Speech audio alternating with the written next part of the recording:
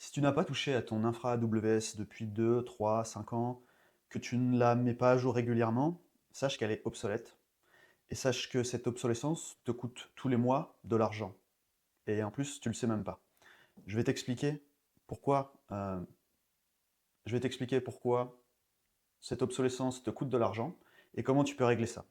Le problème d'une infra qui est figée, qui ne bouge pas dans le temps, c'est qu'elle te fait perdre de l'argent. Tu accumules des retards, des mises à jour qui n'ont pas été faites et qui ne sont pas du tout optimales d'un point de vue financier.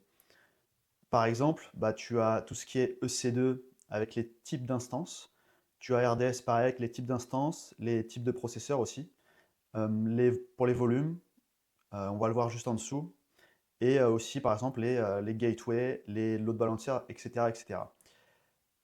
Il faut bien comprendre que AWS met à jour constamment les ressources, les options possibles, et que si tu ne te maintiens pas à jour, tu accumules comme ça des retards, des technologies qui sont anciennes, qui datent de plusieurs années, et qui coûtent plus cher que ce que tu pourrais avoir aujourd'hui si tu faisais les changements. Là en dessous, tu as un screen d'un client pour lequel j'ai notamment fait des changements au niveau des volumes EBS, et on voit qu'il y avait 124 volumes qui étaient en GP2, donc qui est un type de volume qui est ancien. Et juste en passant en GP3, hein, qui est une action ultra simple, il y a eu plus de 100 € d'économie, plus de 100 dollars d'économie. Pareil, il y avait un volume qui avait un type IO1, donc qui est un choix à faire si le volume il a beaucoup d'opérations d'entrée-sortie. Bah, c'était pas nécessaire. Et j'ai recommandé de le passer en GP3 et ça a permis de faire aussi des énormes économies directement. Donc voilà, c'est des exemples très simples qui euh, te permettent de faire des économies.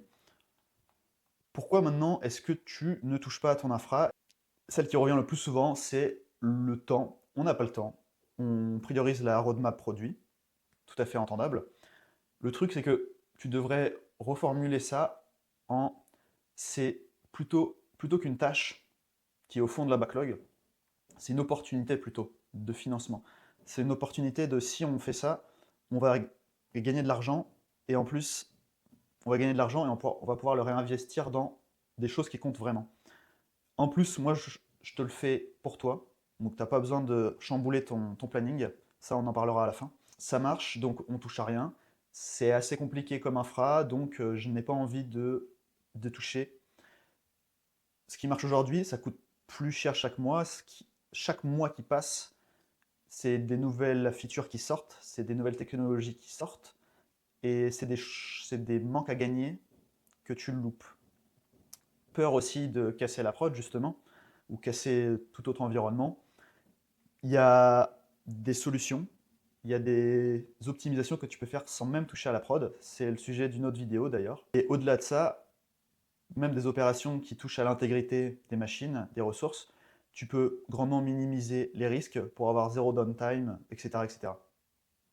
L'équipe n'a pas la compétence AWS, c'est mon rôle par exemple. Ce que tu peux faire, c'est tout simplement externaliser pour accéder à l'expertise sans alourdir l'équipe. La dernière raison, c'est que tu regardes seulement le montant global de la facture et tu n'analyses pas ce qui se passe derrière, donc tu ne peux pas repérer justement les opportunités qui se présentent à toi pour faire des économies. Pourquoi ce dont je te parle est ultra important? C'est pas seulement des coûts financiers tous les mois, il y a plusieurs coûts derrière et je vais t'expliquer tout ça. Premièrement, effectivement, tu as des surcoûts mensuels, tu as des marges potentielles que tu pourrais faire, tu, les économies potentielles, tu pourrais les réinvestir dans autre chose, du recrutement par exemple, qui boosterait directement le développement de ton produit. Ensuite, tu as une dette technique qui s'installe petit à petit, mois après mois, si tu ne fais rien. Si tu considères que ton infra est rigide, qu'elle ne doit pas changer dans le temps, eh bien, tu accumules une dette technique et c'est de plus en plus dur après de la remettre à jour. Et enfin, tu accumules une dette opérationnelle. Si tu n'habitues pas assez tôt, si tu ne prends pas l'habitude de mettre tes équipes sur l'infra, qu'ils puissent régulièrement interagir avec elles, qu'ils puissent faire des modifs, etc.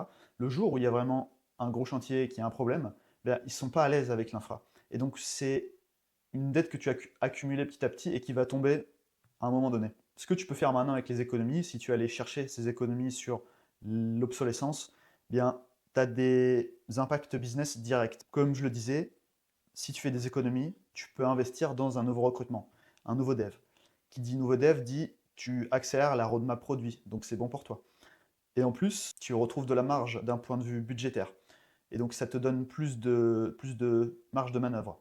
Pour ces raisons, indirectement, quand tu optimises l'infra, quand tu la rends moins chère avec des actions simples, où tu n'as même pas forcément besoin de toucher à la prod, eh bien tu accélères le produit, tu accélères la roadmap, tu accélères le développement de ton business. Ces mises à jour, ce rattrapage de retard, d'options, de technologies qui sont obsolètes, je les règle pour toi et je le fais de la manière suivante. D'abord, je réalise un audit gratuit pour toi et après une semaine, tu as un plan d'action concret avec toutes les optimisations que je détecte, dont euh, ces, ces mises à jour,